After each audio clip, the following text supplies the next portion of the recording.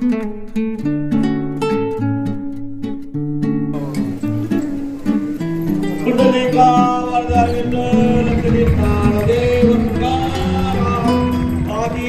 मुक्ता बाई की जय, नाथ स्वामी महाराज की जय।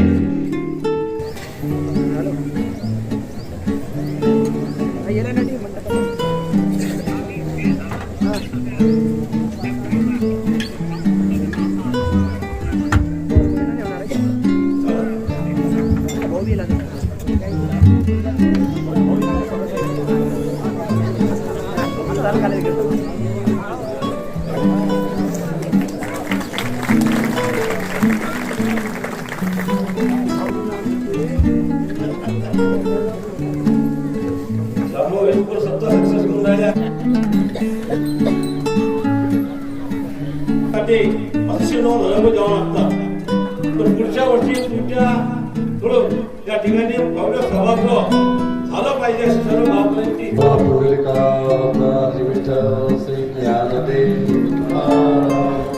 आदि शक्ति मुक्ता पंढरीनाथ भगवान की जय। चराचरामध्ये वास करणारी गुरुदेव शक्ती आज आपल्या इथे काल्याच्या कीर्तनासाठी उपस्थित झालेले गुरुवर्य हरिभक्तपरायण हे ज्ञानेश्वर महाराज वाघ यांच्या चरणी नतमस्तक होतो आणि या गावातील आणि या पंचक्रोशीतील सर्व प्रतिष्ठित नागरिक बंधू माता भगिनी या सर्वांच्या चरणी नतमस्तक होतो।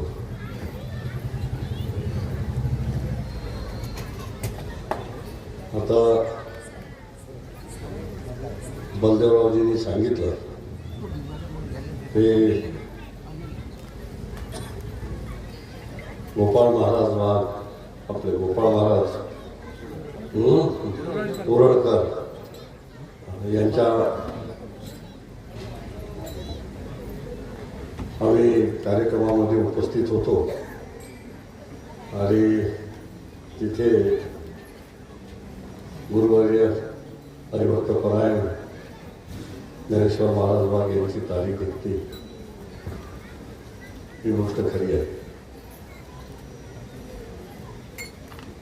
कारण की साधू संतांचे आशीर्वाद आपल्या सर्वांसाठी आवश्यक असतात।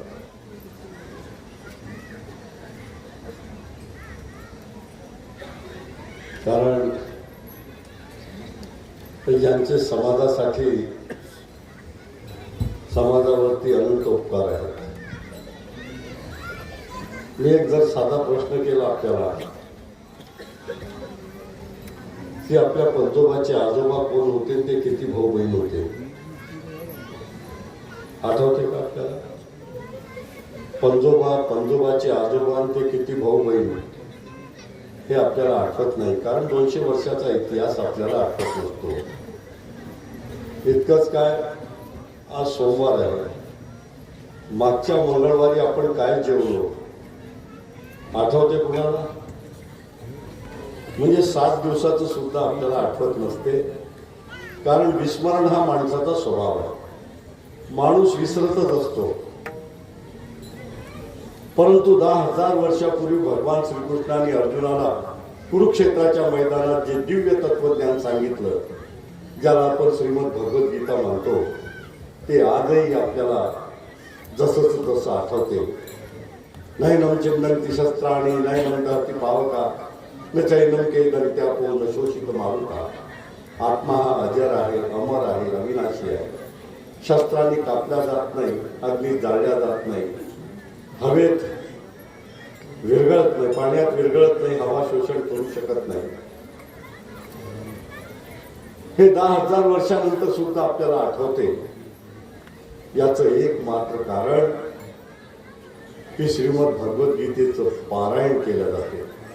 गावागावामध्ये हरिभक्तपरायण लोक त्याचं पारायण करतात आणि भगवंताचा महिमा आपल्याला अनेक उदाहरणादाखल सांगतात। इथे गवळणीचं वर्णन केलं, इथे भगवंतांनी कशा पद्धतीनं राक्षसांचं निर्धारण केलं, या सर्व गोष्टी आपल्याला सांगितल्या गेल्या। जर यांनी कदाचित आपल्याला सांगितलं नसतं तर आपण देव काय आणि त्याचं देवत्व काय हे सुद्धा आपण विसरलो असतो। आणि म्हणून जी गोष्ट वारंवार सांगितल्या जाते, ज्याचं पारायण केलं जाते, त्याच गोष्टी आपल्याला या ठिकाणी लक्षात राहतात। तसंच आपल्या सर्वांना कल्पना आहे, एकनाथी भागवतात म्हटलं आहे की तुम्ही अच्युत आत्मे निज निर्धारी, म्हणून देव तुमचा आज्ञाकारी, तुम्ही म्हणाल त्यास तो उद्धरी, एरवी हाती न लावे अनाथे। साधू संतांमध्ये एवढी ताकद असते की ते कुणाचा उद्धार करायचा हे सुद्धा ते देवाला सांगतात। त्यांनी जर कदाचित सांगितलं नसतं देवाला तर देव सुद्धा आपल्याला अनाथासारखं बाजूला ठेवून देतो। हे ताकद आहे यांची, साधू संतांची, त्यांचे त्याग, तपश्चर्या, नितांत देवावरती असणारी भक्ती, श्रद्धा, याचा हा परिणाम आहे। म्हणून यांच्यासारख्या लोकांनी बोलल्यानंतर आपल्यासारख्या छोट्या कार्यकर्त्यांनी काही बोलावं, हे म्हणजे सूर्यासमोर एक टिमटिमटी पणती ठेवल्यासारखं होणार आहे। म्हणून मी फक्त एवढंच म्हणेन की 3 गोष्टीचं आपल्या जीवनामध्ये पालन करा। एक म्हणजे जगामध्ये सर्वात श्रेष्ठ काय आहे? जगात सर्वात श्रेष्ठ आहे ते आईचं प्रेम। आईच्या प्रेमापेक्षा जगात कोणती गोष्ट श्रेष्ठ नाही। म्हणून आपण म्हणतो स्वामी तिन्ही जगाचा, हे एका दिवसात तयार नाही झालं, कारण की हे देव दुर्लभ प्रेम हे आपल्याला या ठिकाणी मिळते। म्हणजे जन्मापासून आताच महाराजांनी सांगितलं की आई हे पहिलं गुरु असते। जन्म दिल्यापासून तर मोठा होईपर्यंत आईच आपल्या सर्वांना या ठिकाणी शिकवत असते। आणि म्हणून आपण सर्व आईचं प्रेम हे जगात सर्वात श्रेष्ठ आहे। कालच एक गाणं ऐकत होतो टीव्हीवर, हे काल रात्रि कल्याणी, तेरा जोड़ धरा पर कोई नहीं, मेरी माँ के बराबर कोई नहीं, तेरी ममता से गहरा सागर हो, ऐसा तो दुनिया में कोई नहीं, मेरी माँ के बराबर कोई नहीं। जगामध्ये 197 देश आहे, पण अमेरिका माता नाही, इंग्लंड माता नाही, जपान माता नाही, जर्मनी माता नाही, ऑस्ट्रेलिया माता नाही, आफ्रिका माता नाही। जगाच्या पाठीवर एकच देश आहे ज्याला मातेचा दर्जा आहे, ते म्हणजे भारत माता की। जगाच्या पाठीवर एकच देश आहे, तो आहे भारत माता। म्हणून आपण सर्व लोक आपल्या जीवनामध्ये जसं आईचं प्रेम हे आपल्यासाठी सर्वात श्रेष्ठ आहे, तसं दुसरी गोष्ट आहे पित्याचा सल्ला, फादर्स ॲडवाइस। 100 लोक मिळून जो सल्ला देऊ शकत नाही तो बापाचा सल्ला असतो। आणि बाबासाहेब आंबेडकर म्हणायचे, खरा बाप कोण?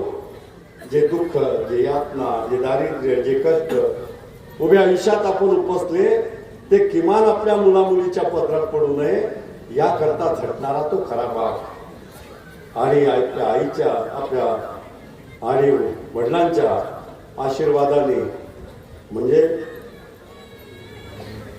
आपल्या सर्वांना कल्पना आहे की सर्वस्व अर्पण करण्याची ताकद आपल्या मुलाकरता, मुलीकरता, त्यांच्या भविष्यासाठी, भवितव्यासाठी जर कोणाची ताकद असेल तर ती आपल्या आई वडिलांचीच असते। आणि तिसरं आहे जगामध्ये सर्वात श्रेष्ठ आहे ते भावाचं प्रेम, भावाची चिंता। एक भाऊ दुसऱ्या भावाकरता, एक भाऊ आपल्या बहिणीकरता, एक भाऊ आपल्या कुटुंबाकरता जे काही या ठिकाणी सर्वस्व अर्पण करतो, जगामध्ये तिसरा कोणी करू शकत नाही। म्हणून हे त्रिकाला बाधित सत्य आहे, युनिव्हर्सल ट्रूथ आहे की जगामध्ये सर्वात श्रेष्ठ 3 गोष्टी आहेत। एक आईचं प्रेम, पित्याचा सल्ला आणि तिसरी गोष्ट आहे भावाची चिंता। या तिघांचा अपमान आपल्या जीवनामध्ये कधीच होणार नाही जरी आपण आज संकल्प केला तर आपलं जीवन सार्थक झालं असं मानणाऱ्यापैकी मी आहे.